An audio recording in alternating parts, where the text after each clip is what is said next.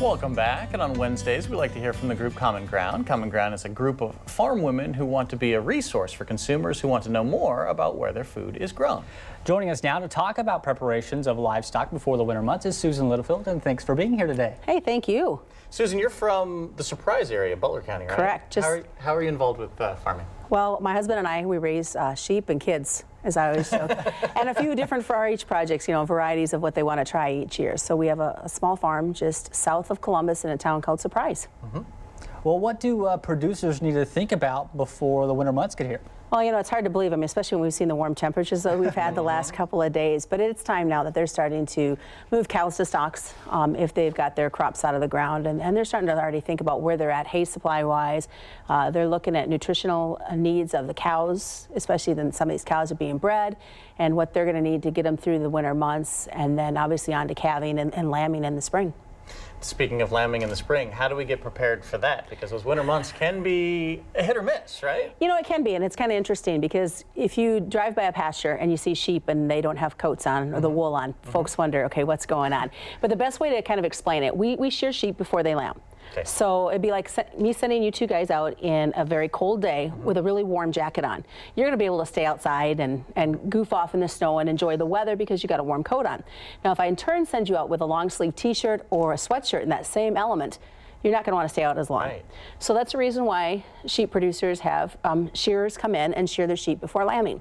Because if you have that coat on, you're going to want to stay outside. And that's the same mentality that a ewe uses. If she's nice and warm, she's going to lay down in the snow and have that lamb.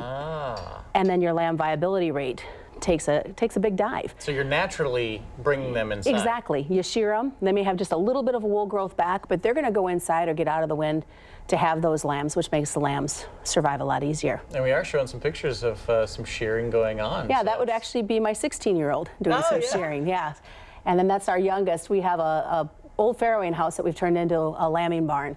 So his job is always to take care of the little lambs when they come in. So, and that's just looking at some of the fleeces that are there.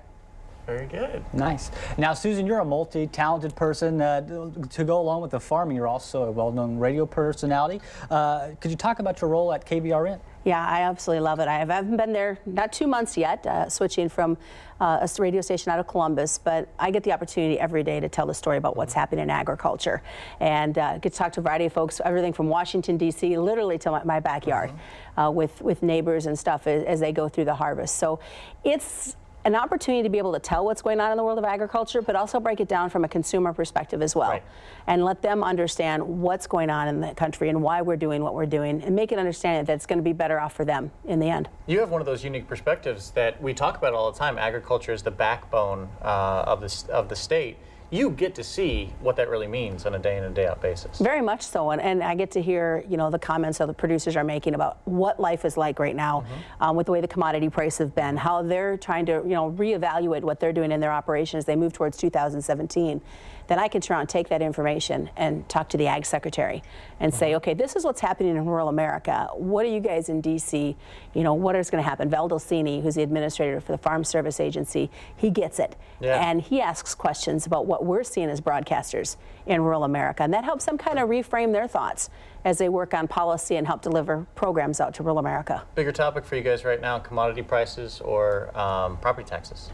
Ooh, it's a combination of the two, I think. It always is, right? It definitely is, but yeah, property taxes. I mean, sure.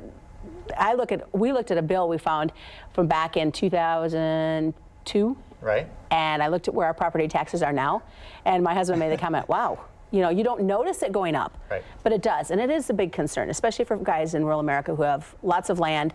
They're trying to, pay for their inputs and outputs with their product and then having to pay property taxes at the same time. Susan, thanks for joining us and chatting with us a little bit. No problem. Wednesday is always fun because